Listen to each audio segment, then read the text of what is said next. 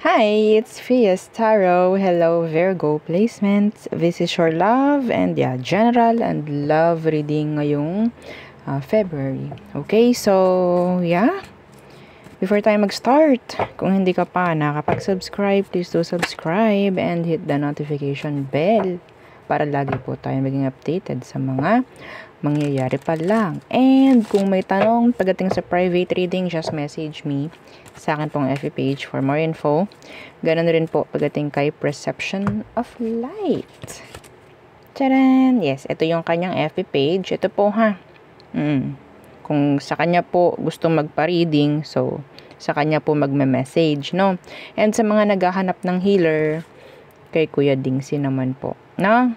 So, ito rin yung kanyang FB page. So, yan, sinulat ko na para ita-type nyo na lang, no? Pagdating sa ating mga items, so meron tayong mga Evil Eye Protection ring. This is adjustable. Ring, bracelet, and necklace. Okay, so pinapakita ko naman siya palagi. So, yung love bracelet, meron din tayo. Singles, may mga connect, and sa sobrang dami ring mga ka-issue-issuehan, mga ka-conflict-conflictan, yan. Ito yung pwede for you. So, ipoprovide niyan kung anong kailangan sa situation. And itong ating Grantor necklace. Okay, na laging nagbibigay ng surprises, no? And, ano na yun parang plus na lang yun, okay? Hindi lahat ng pwede mong ma-manifest or hindi lahat ng minamanifest mo is i-grant niya, okay? Kasi alam nito kung anong para sa'yo, okay? So, sabihin natin doon siya bumabawi sa surprise, okay? And, kung deserve mo naman yung minamanifest mo, no downtime. No downtime para kay grantor. Hindi ka para paghintayin kung deserve mo naman, no? Yung minamanifest mo. And syempre, yung ating pang cord cut. Yes, so si cord cutting is pagkatanggal ng mga blockages, mga naka-attach pa rin sa iyo na mga energy na bulok na. No? Oo. Sabihin natin bulok na. Yung hindi na kailangan, hindi na dapat, pabigat na sa energy mo. So, yun tinatanggal natin dyan, ha? And ito yung magsisilbing harang. Okay. So, Virgo, let's see. In general muna tayo. What's for you this Feb?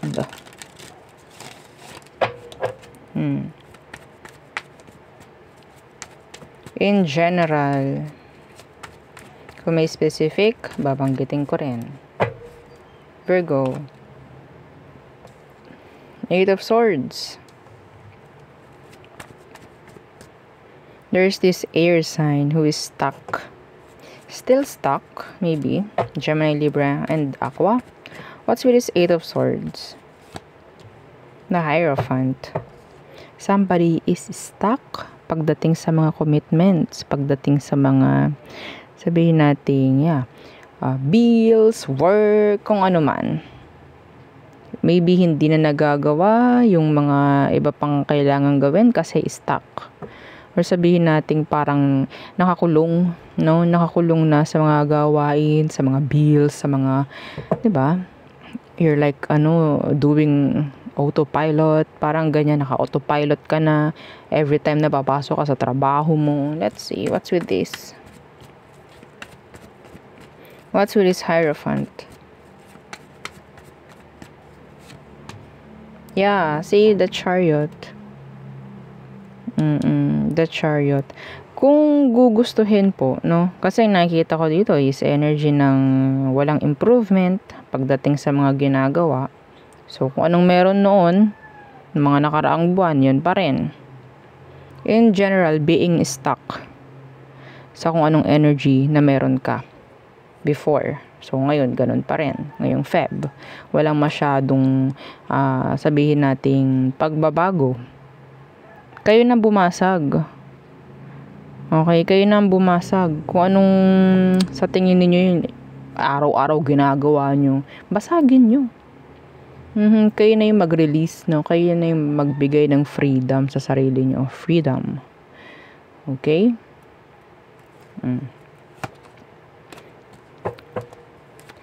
So, what else? Somebody still stuck nga. Pwedeng Cancer yan. Pwedeng Taurus. Yeah. Meron pa rin ditong hindi nakaka-move on from you, Virgo. What else? What else? Some of you pwedeng magkaroon ng sabihin nating discussion or arguments around workplace, around your co-workers, or sabihin nating mga kaklase mo. In general, meron ditong kumusyon, no? Oo, na pwedeng mangyari. Okay, what else? Virgo. The Devil. So, what's with this Devil? Iba sa inyo, parang feeling nyo hindi kayo maintindihan, no? Hindi kayo maintindihan. Bakit ganyan? Parang feeling ko stuck ako. Parang hindi ako naiintindihan. Hindi ko tuloy magawa yung mga gusto kong gawin. Naiintindihan ba nila ako? Or some of you kasi hindi ka nagsasalita. Hindi mo sinasabi. Okay, sasabihin mo, hindi ka maintindihan. Paano ka maiintindihan? Hindi mo naman sinasabi. Or maybe, hindi mo na i-explain yung side mo. Explain mo. Okay? What's with this the Devil? The Devil. The Five of Wands. Somebody is, sabihin natin, obsessing over pakikipag-ayos. Pwedeng Capricorn, pwedeng fire sign. Yeah, they want to express their emotion. Somebody wants to express their emotion for you. Or maybe you're wanting to express your emotions to someone. Okay. Yeah, the Five of Pentacles. Lalo na kung may nangyaring separation, no? I'm getting this energy of some of you na pwedeng ililesen ninyo yung mga vices or ang tawag dyan, mga bisyo. Parang may mga puputulin or may mga lilimitahan na pagdating sa mga bisyo. May mga babaguhin maybe. In general, kung ano man yung mga nakagawian. Okay? So, what else for you, Virgo? For this month, of Feb. Virgo. Okay. The Nine of Swords. What? Are you okay, Virgo? You okay? Some of you, nandito yung energy ng stress ka. Overthinking. Kung paano malulusutan yung mga kailangang lusutan. Ma-resolve yung mga kailangang ma-resolve.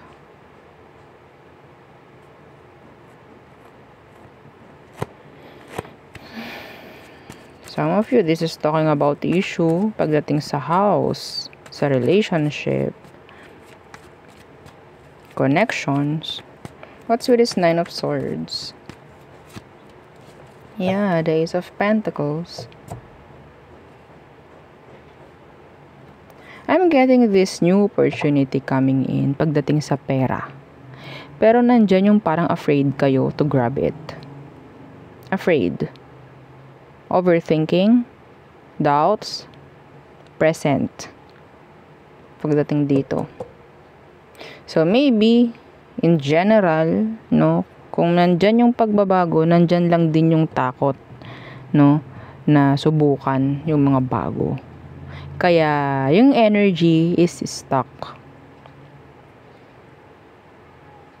Okay? The Fool is here in reversed. Walang nagawa nang sabihin natin hindi nagte-take risk. Nandyan yung takot kasi baka mamaya ganito, baka mamaya ganyan. So, yung energy is talagang ganyan lang. Tandaan po, lahat ng opportunities, lahat ng blessings is outside of your comfort zone. You're in your comfort zone. Yeah. Diyan kayo sanay. Kaya mahirap talagang umalis sa nakasanayan. Kahit yung nakasanayan ninyo is ganyan, stuck kayo, feeling nyo walang mangyayari dito. Well, dito kami sanay, nakakatakot kayang gumawa ng iba. Baka mamaya ganto ganyan. Yes. No? That's with this Ace of Pentacles. Yung iba dito, nag-iisip ng magpalit ng career, or mag-iisip na magpalit ng career, or mag-resign sa pinagtatrabahuhan. Somebody is stressing about sa mga ginagawa sa ngayon talaga. Okay? Yeah, the Three of Wands. May patutunguhan kaya? Somebody will reject an opportunity. A good opportunity. This Feb. Iba sa inyo, there's this energy na pwedeng dumating about love. If you're interested, there's a new person coming in. Pwedeng earth, fire, air. Pero you're still stuck sa ex mo. Yes. So, may chance na makaka-apekto kung ano man yung energy mo dito sa new person.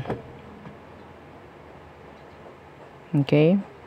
May chance na i-reject mo a good connection na pwedeng nang mangyari. Okay? So, 10 of Swords. From 8 to 9 to 10 of Swords.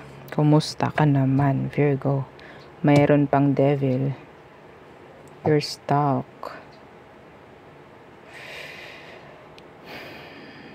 Walang masyadong ganap. I'm so sorry. Walang masyadong ganap dito, Virgo. Okay?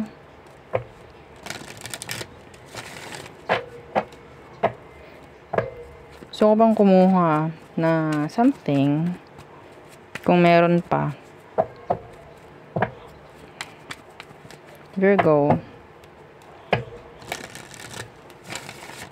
this Feb. Okay. The Queen of Pentacles in reverse, putting boundaries, putting healthy boundaries, saying no. Okay? Kung dati yes ka ng yes, ngayon mag-no-no ka na. Ha? What's your Queen of Pentacles in reverse? Okay, Four of Wands in reverse. Para may avoid yung sabihin nating something na pwedeng nagpapabigat sa'yo. Ha? Pwedeng nakakagulo. Or nagbibigay ng sabihin nating hindi magandang energy. To prevent, okay, to prevent rin yung mga mabababang frequency na pumunta sa'yo. Okay? So, yeah. So, ito lang nakikita ko na pwede mong gawin at dapat mong gawin. Virgo, hindi mo kailangan maging martir, ha? Meron iba sa inyo kailangan yung marinig yun. Hindi mo kailangan maging martir. Sa panahon ngayon, hindi na talaga uso yun. Okay? So, wala ka na sa trend. So, there. Okay.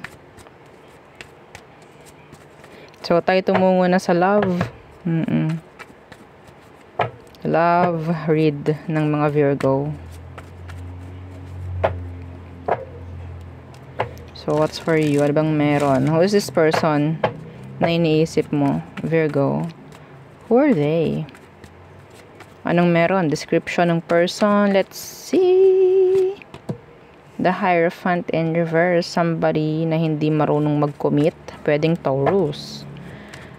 Okay, the Hierophant in reverse. And yeah, the Nine of Wands. This person has a lot of issues. Yeah, they're avoiding you. Or maybe you're avoiding them. You can't trust this person. You can't. Or yeah, you're not trusting this person anymore. Ilang beses na itong humingi ng chance sa'yo. Pero walang nangyayari. Feeling mo hindi pa rin niya maibigay yung sabihin nating hinahanap mo sa isang karelasyon. Laging may kulang. Laging may nakatago. Hindi sila nagiging fair. Meron ditong gap. Difference. Maybe sa energy. Kung hindi man sa age. Pwedeng sa energy.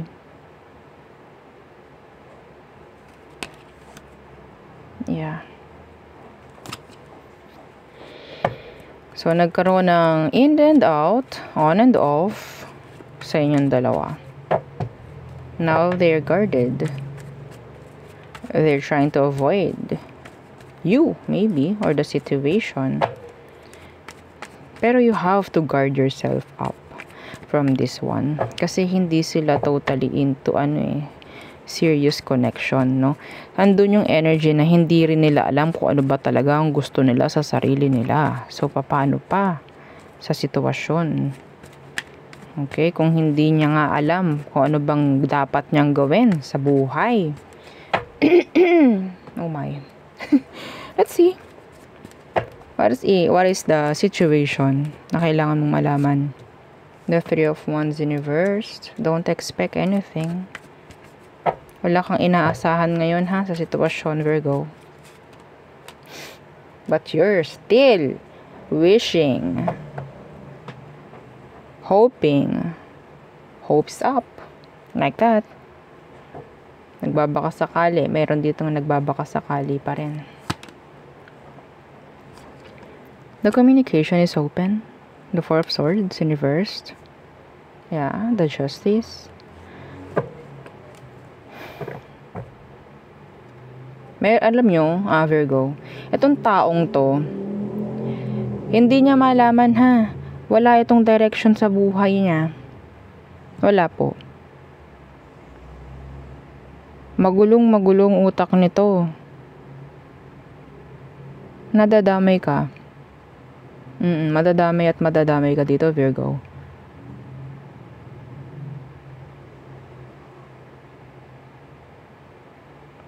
Kailangan ng may matutunan dito. Yeah.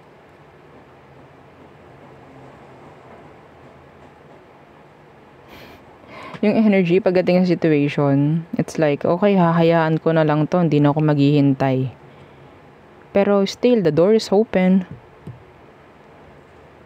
Kung makita mong sumilip ito, hindi siya kakatok kasi nakabukas na. Sisilip lang siya. Para saan? Anong meron? Hindi mo alam kung anong intensyon. Okay? Ganun lang ang nakakuha ko dito. So, ano bang emosyon niya for you? Emotion. Deep down. Emotion. For you, Virgo. Ten of Wands.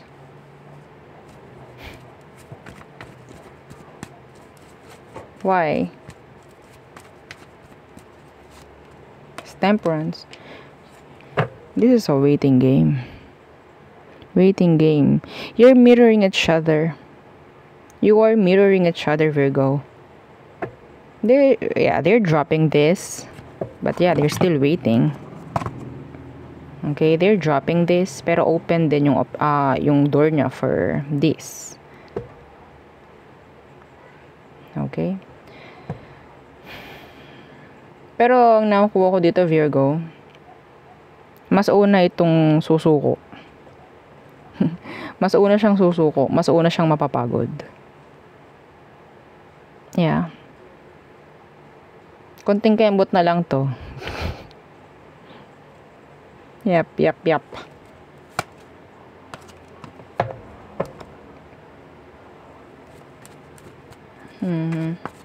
Okay, meron tayong angel number 10, 10, 10. So, this is energy of completion na, dapat. Okay, may nakita akong 10 of cups and 10 of wands and 10 of coins. Okay, 10 of coins. So, tatlong 10. So, completion na to dapat. Completion. Kung ikaw, Virgo, ang intention mo is to heal. Okay, that's good. Itong taong to, I think, marami na din siyang nare-realize sa ngayon. So, patungo na rin siya sa energy ng healing. Mas maganda yun. No? Okay. So, let's see what is their next action towards you. The Three of Swords. Hindi malabong nakikipag-ayos sa'yo to. Or hindi malabong nagre-reach out sa'yo. Kasi open yung doors ninyo sa isa't isa.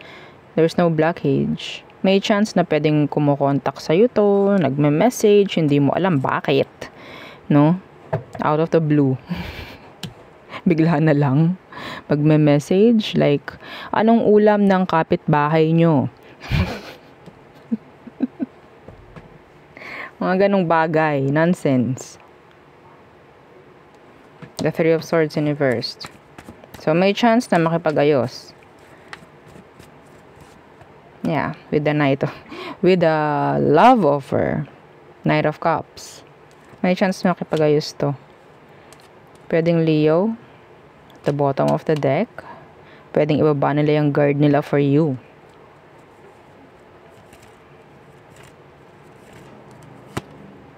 Okay. So here they are. With the love offer. Returning, maybe. May chance na makipag-ayos tong taong to sa'yo.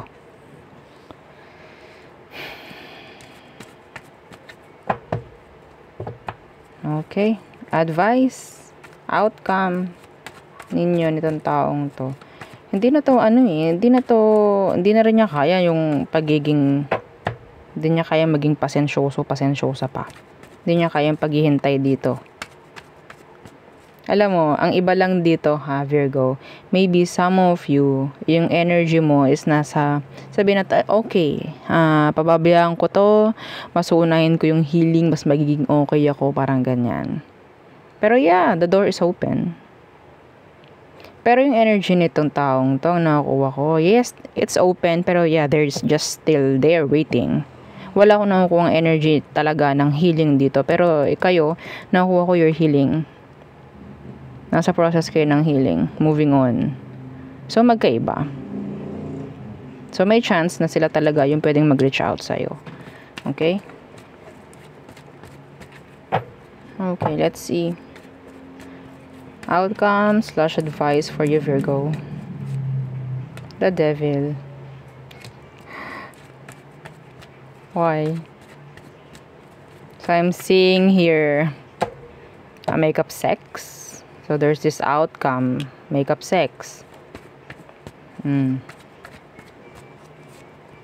the Queen of Cups in reverse, the Magician in reverse.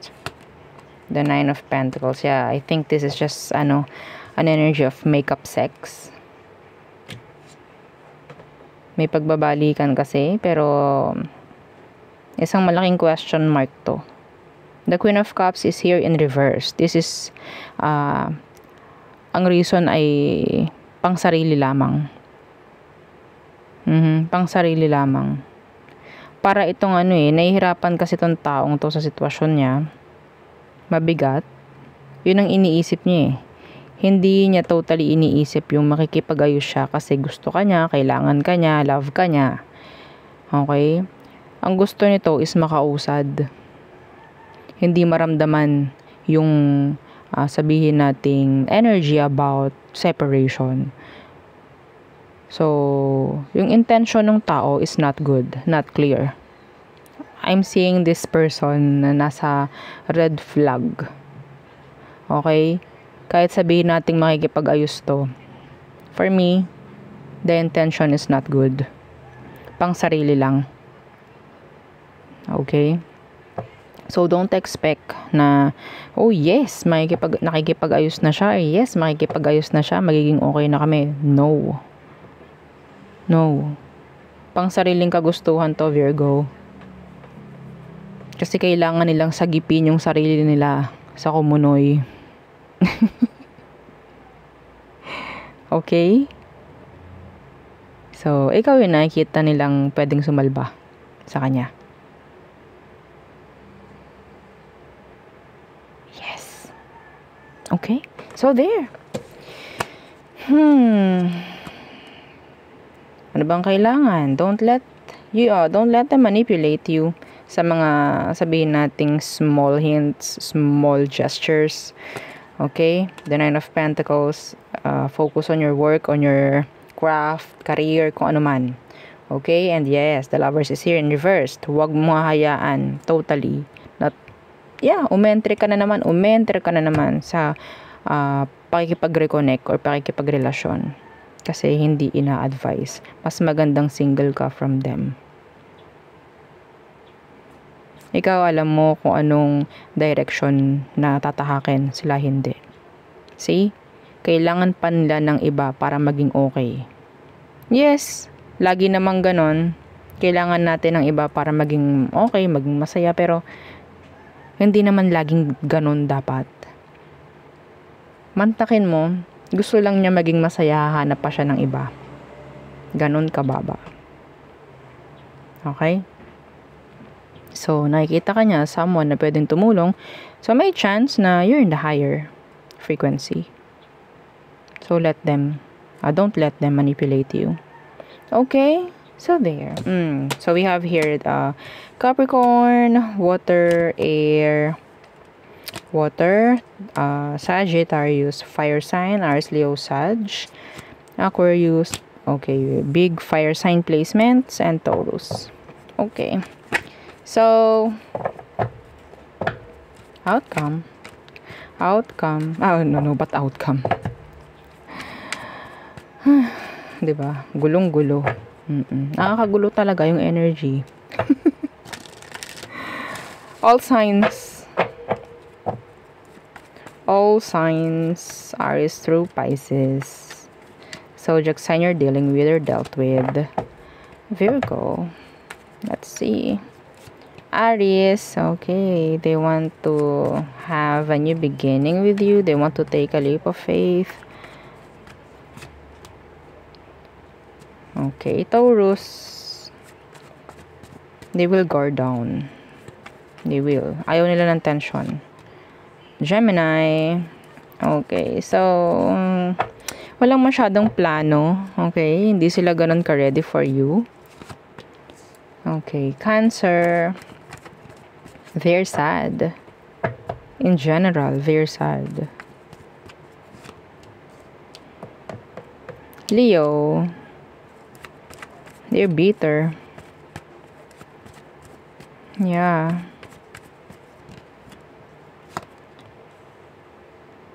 Okay.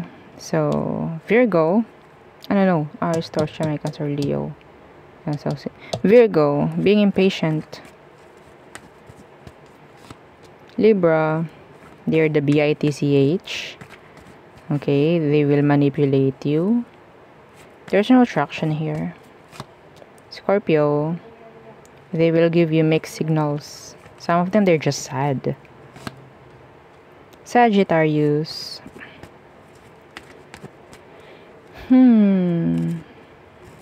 there's this energy of makeup sex with the Sagittarius.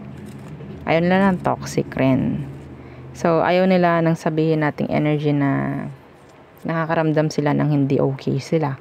Parang ganyan. So, may chance na gumawa ng isang hakbang itong si Sagittarius para maialis yun.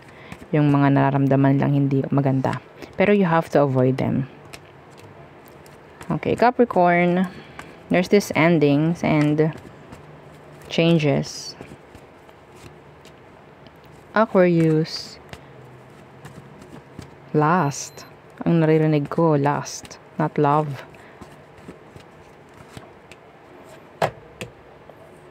Pisces, no effort, no focus at all. Okay? So, yeah. Yun ang akin nakikita for you. Virgo placements. Again, please don't forget to like, share, and subscribe. And yeah, follow our FB page. Thank you. Bye!